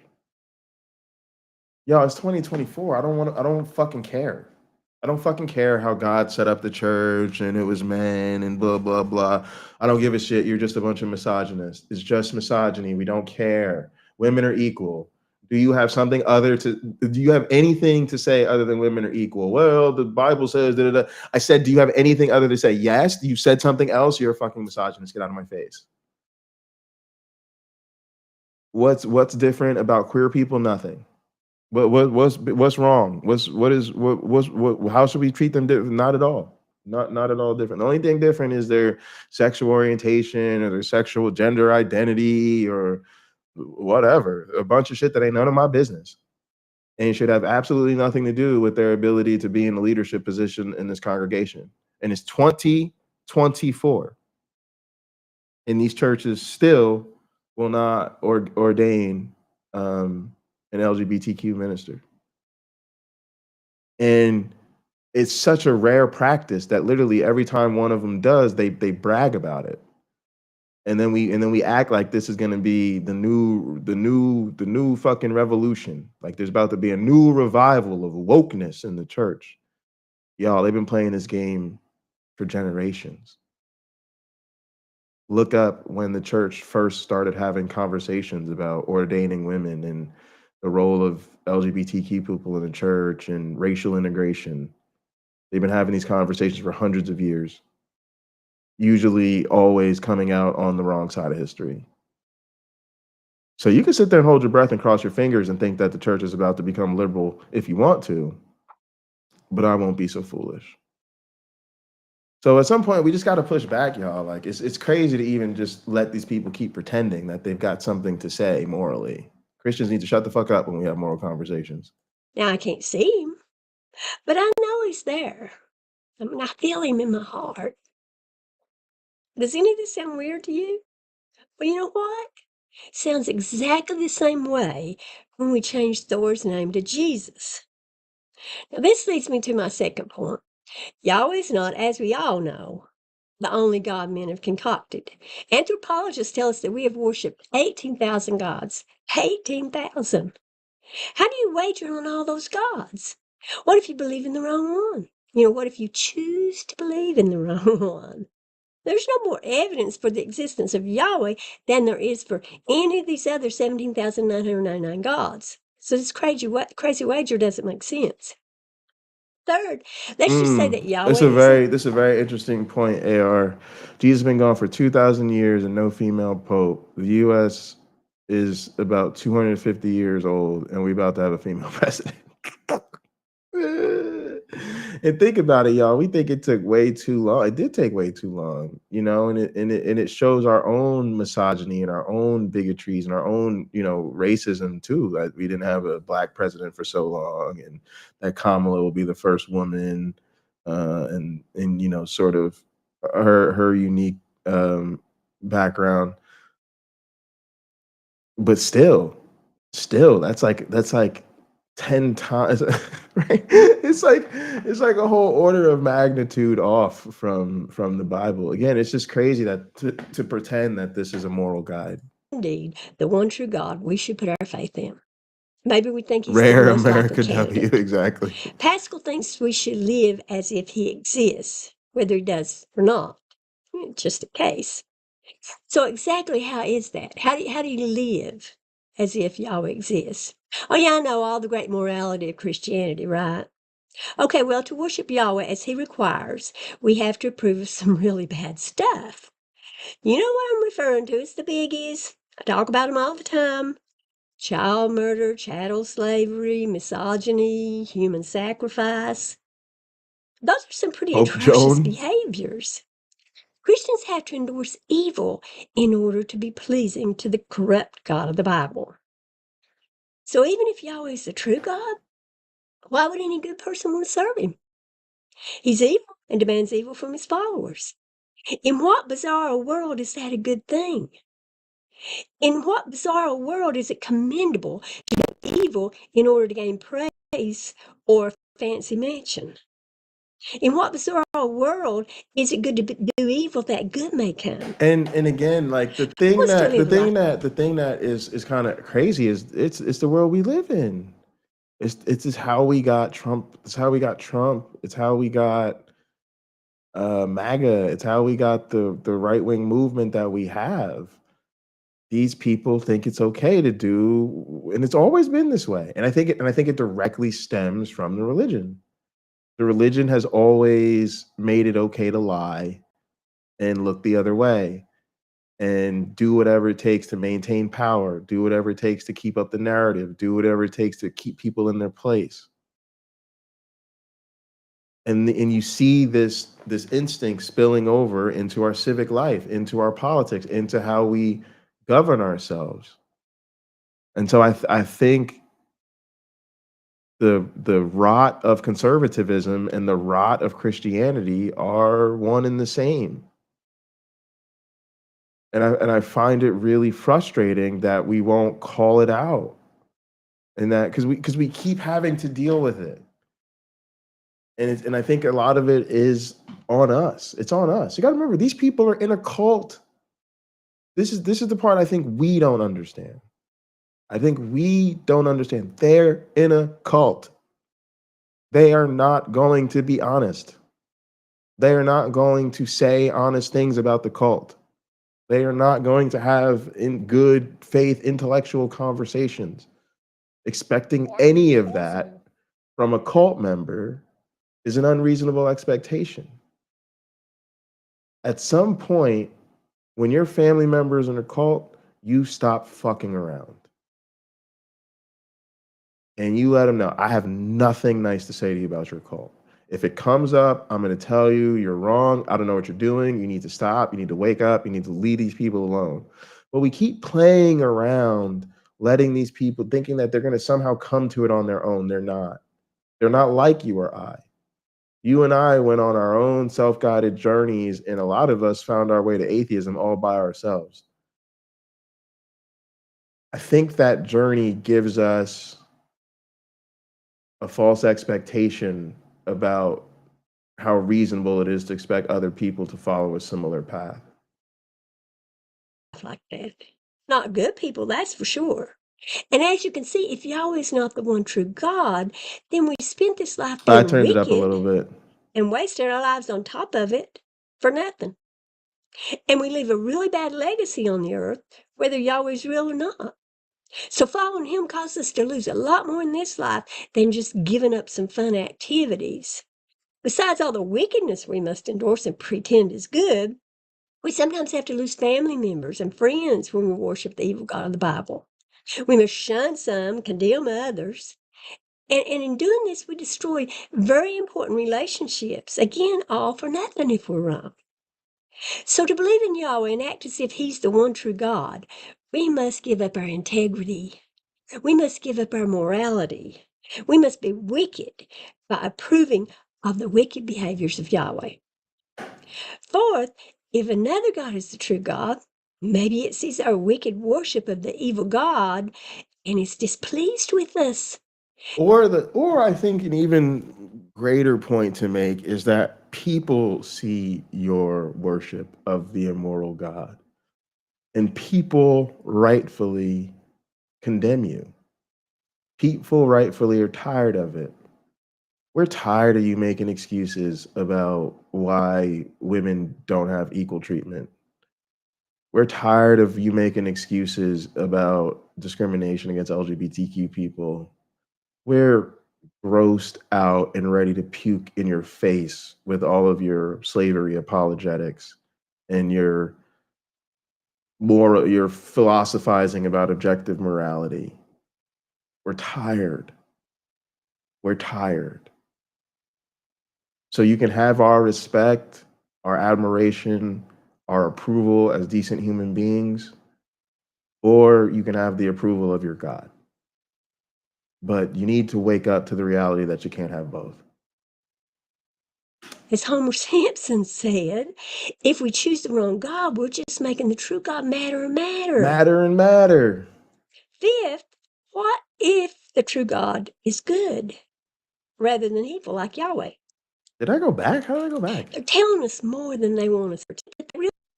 They might as well tell us just to choose to believe in Santa Claus. That way we'll get presents and not just a lump of coal. Santa's gifts might not be as good as Yahweh's promises, but his punishments are not as bad as what Yahweh threatens either. I mean, unless that coal in the stocking is a hint that we'll be burnt if we don't believe in Santa and be obedient little boys and girls. I was listening to Forrest talk, and he said in his state, people can be evicted from their rental unit for being gay. It's insane. And When listen to me, Christians I'm have sick to of it. resort to I'm Pascal's taking the gloves wager, off. Yeah, they there we might as go. well pack it in. The bottom line is, there is a God, or gods, or there isn't. I'm sick of all these And little either the baby God or Christians gods that are care like, what oh, we let's do, stop or they fighting. don't. If I choose to wager that gods exist, I'm also going to wager that they're good. Otherwise, I have no idea how to please them, nor do I care to. And let me tell you something. Goodness is not murdering babies. Goodness is not misogyny. Goodness is not human trafficking. Goodness is not rejoicing in human sacrifice and glorying in the cross, a torture device. Those acts are not good. They are all evil. A Christian man once asked me, even if Yahweh is evil, don't you think you should obey him? Well, think about that. Even if an overlord is evil, you should do the evil he tells you to do and approve of his evil deeds so that he's not evil to you and instead rewards you for your evil. That's crazy, y'all. You might as well worship Satan because he can give you things too. Sure, it's only in this life, but that's neither here nor there as far as whether it's good and moral to worship a god just to get things or not to be punished. Besides, If a person says this to you, they're literally just admitting that it's a total might makes right thing. They're just afraid of God. And this is another thing. Like Christians can't, they want to have their cake and eat it too. Every time we want to ask them, what's the big deal? I don't want to worship your God. It's like super, I'm not into this. This is weird. I don't care. I'm done. Then, well, you're going to be held to account for what you know, and you're going to, and his justice is going to come down on you. Everyone will be judged. All right, whatever. Like, but then you try to turn around and tell me he's so loving. Why don't I want him in my heart? Why don't I want to have a relationship with him? What is it? Is he threatening to kill me, or is he trying to make love to me? I'm confused. Does he want to have a slumber party, or does he want to throw me into a lake of fire for eternity? I'm confused. He needs to make up his mind. Sounds like he doesn't know. But this is what I mean. They want to have their cake and eat it too. They want to paint us a picture. Jesus is love. Oh, and then they want to turn around and threaten our lives. And it's weird. It's really weird. Satan is a whole lot more moral than Yahweh is. It doesn't matter whether the God of the Bible is real, he's evil. The wager is about guessing whether there's an evil being who wants something from you and deciding to pretend the being exists and then obeying it, praising it, and doing its evil bidding in order to save your own hide. It's giving up your integrity for a mansion you hope, without evidence, is real, and giving up your own desires in life, and maybe even giving up your own children if they don't follow your God too. And this is what I mean too about the cruelty. Like, because think about the instinct. It's not just believe there's a God. It's not just acknowledge his presence. It's dedicate your life to him. And then that means to them, in their heads, it literally means denying yourself for him. He gets glory from your agony. You want to go out with your girlfriends tonight, have some drinks, eat some sushi? No, that's sinful. You should be home on your knees praying, saying prayers and supplications. You want to go out and you want to watch football on Sunday and throw a football party? No, you should be in church and you should feel guilty about the fact that you have put football before church. And so they want you to dedicate your life to him so that you're willing to set yourself apart. Back to what we talked about being a slave. You're willing to do all those things to set your life apart as dedicated to him, including changing where you work, where you live, cutting off the relationship with your children, cutting off the own relationship with your parents if you have to. I mean, this is all monstrosities, but it's very clear that that's what's demanded in the Bible. So what are we talking about? Pascal's wager is stupid. It Wearing makes mixed absolutely no fabrics. sense. We cannot choose to believe something we don't have good evidence for. The God Pascal was wagering on is not the only God, and we would need to, that we would need to wager on.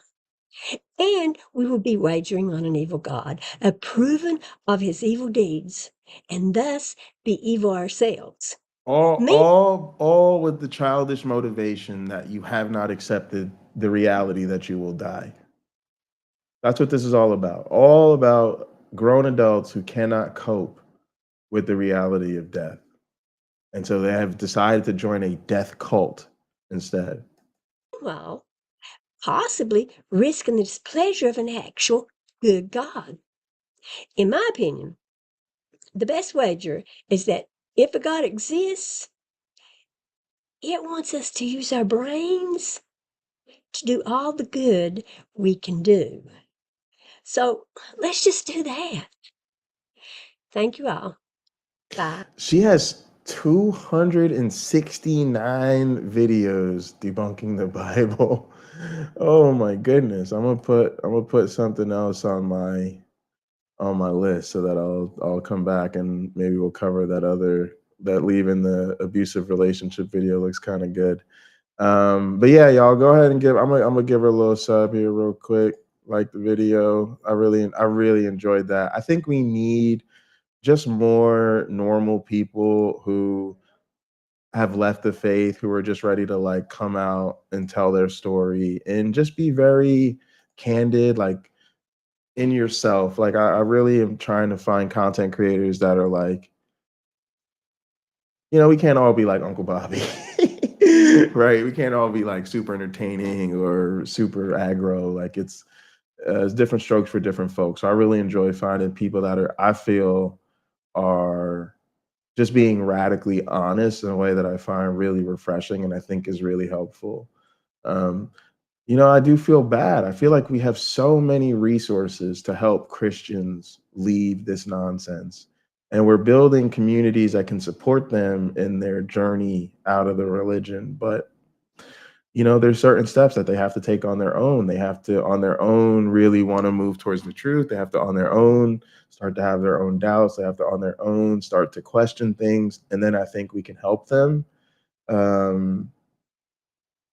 But yeah, unless that happens, it's a tough road to hoe. All right, y'all. Look, we just wanted to have some fun, get out here and share some of the stuff that's been on my mind with y'all. We're gonna go hang out and gather, kick it, have some fun this weekend.